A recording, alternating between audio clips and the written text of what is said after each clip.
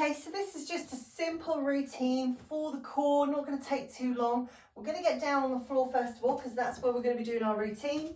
So this is a simple kind of core blast. Whenever we work the tummy, we should also ensure that we're working the back, because we want to have balance between the muscles. So the first thing we need to do is ensure that we have pelvic engagement and abdominal connection. So we're going to roll down onto our backs. Remember, if you've got any back issues, you're just going to roll onto your side and then come over onto your back. If you've got no back issues, you could have your feet hip distance apart, hands beneath the thighs, roll your chin into your chest and just roll down. So once we come down, we want to pelvically connect. So we want the contraction start at the crack of the bum, apologies, a little bit crude, into the middle of the pelvic floor and round to the front. So you're contracting those 3 points. Think of a U-shaped belt that's coming round from the back of your bottom round to the front. You're then drawing that belly button in towards the spine. We want to have about a 25-30% connection. So you feel the core is stable, strong, but you can move and breathe freely. You're not posing for a bikini photo, okay? So we need to be able to move and breathe freely. The next thing I want you to be conscious of in this exercise, or any of the exercises where we're laying on the back, is your eye alignment. Our eyes want to be looking straight up to the ceiling. So if you're looking slightly behind you, it means you've got an overextension in the neck. We're going to need to nod our chin slightly. If you're looking in front, you've got an overextension in the opposite direction. We're going to need to lift the chin slightly. So we're looking up, nice and easy. We're starting with a very simple exercise. It's just going to get the lower back a little bit more mobile before we do some things a little bit more challenging. So nice and steady, we're going to imprint the back. So you're going to tuck your tailbone up towards the ceiling, imprinting your lower back into the mat, so there becomes no space between the back and the mat. We then imprint the mid back, imprint the lower back, and then we release. So we imprint lower, mid, upper, release upper, mid, lower. So we just very gently, it's rocking the pelvis, imprinting the spine, so there is no space between the mat and the spine at all. Nice and steady. I'm just going to shimmy myself a little bit further along the mat. So as we're doing this, this is just getting the synovial fluid moving in the spine into the lower back, which is great. We want a little bit of that in the lower back. Okay, it's going to make our movement nice and easy. So we're starting with imprints, and then we're going to go into a bridge. So let's have one more imprint, and then bring it back. So now we've got neutral spine, you're pelvically and abdominally connected, your hands are by your side, feet should be hip distance apart for this next bit. And remember, if we're not sure how to sort of have hip distance apart, bring your feet together, knees together, turn your feet out like Mary Poppins out to the side, like a penguin, and then heels turn out. We've got hip distance. So we're engaged, we're going to tuck that tailbone up towards the ceiling, we're going to imprint the lower back and then begin to lift sequentially. So one vertebrae at a time comes up, and we bring it into a bridge position. Hands are resting on the floor, core's nice and strong.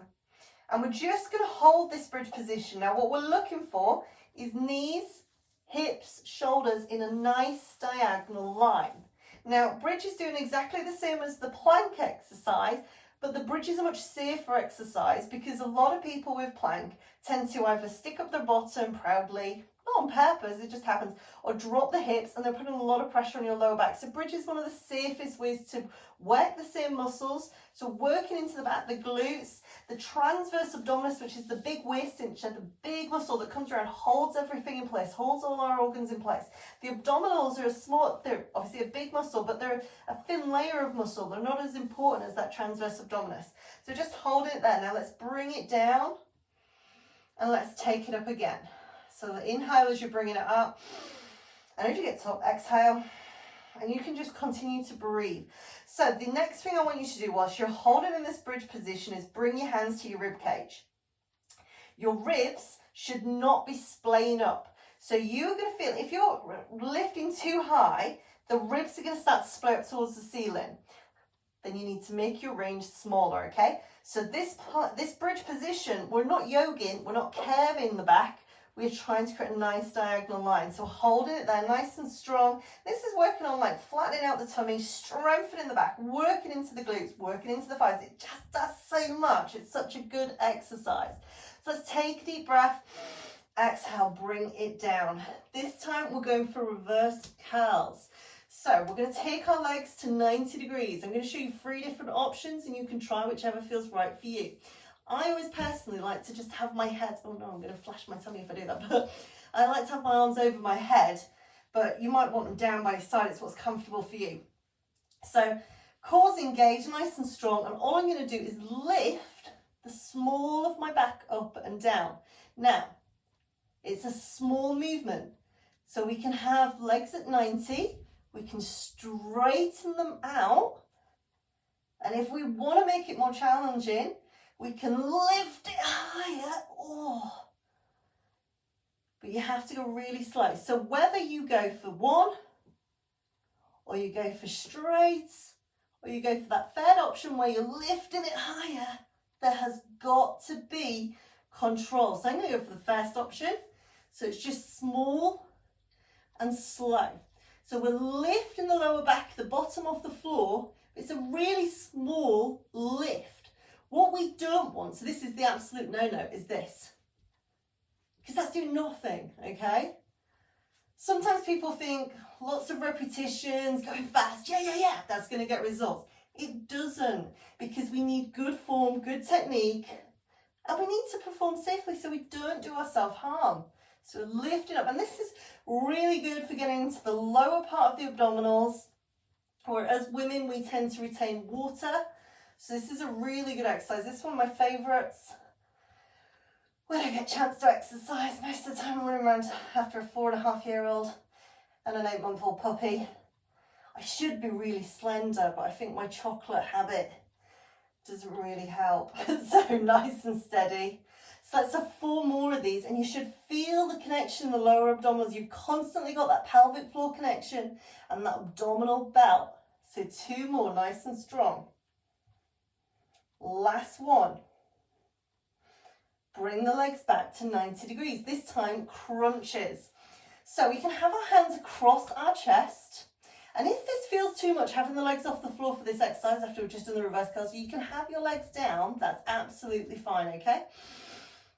So we can have our hands across the chest, have one hand by either side of the temple, or, I'm going to sit up to show you this next bit, or we can have our hands across behind the head.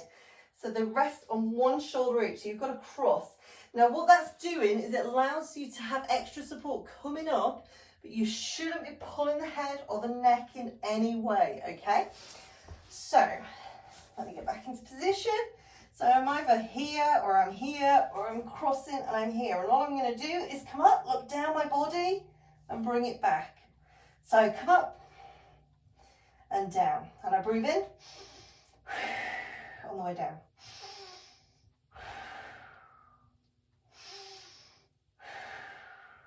And I'm going to try, you probably saw me there, my elbows coming in. We don't want my elbows coming in, that's naughty, naughty. So up and down. So taking our time. And all the time as you're going, so keep going for me, you've got that pelvic connection, you've got that abdominal belt. Now it doesn't really matter if you're exercising or not. You need to be activating that pelvic floor and that abdominal belt all the time, so there is strength and stability going on in there. So 2 more.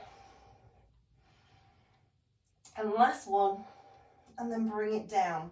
So we're going to finish with bicycles. So this is working into the obliques. And remember, we've got shallow and we've got deeper obliques. So this side of the tummy, challenge your muscle to work. Now we're going to do bicycles. That's not pedaling in the air, I'm afraid. One of the things I see a lot with this exercise, so I'll just give you a demonstration, is that people tend to bring the knee across and they bring their elbow and they crunch their whole body in. We don't want that. What I want you to do is keep your chest as open as possible. You'll lift up one knee. You're going to draw the opposite armpit, keeping the chest as open as possible, armpit across. You're not going to get as far. That's okay. As long as you've got that pelvic floor and abdominal connection and you're bringing the armpit across, you're working deeper into those muscles and it's much more effective. It is hard because as you come up naturally, your body naturally, your brain's going, oh, I want to come across. But what we want to do is we want to draw our armpit across to keep the chest nice and open. So we're going to come up, Ooh, and down. So across and down. I'm pelvically and abdominally connected, remember, all the time. Breathe it out. Breathing it all the way down.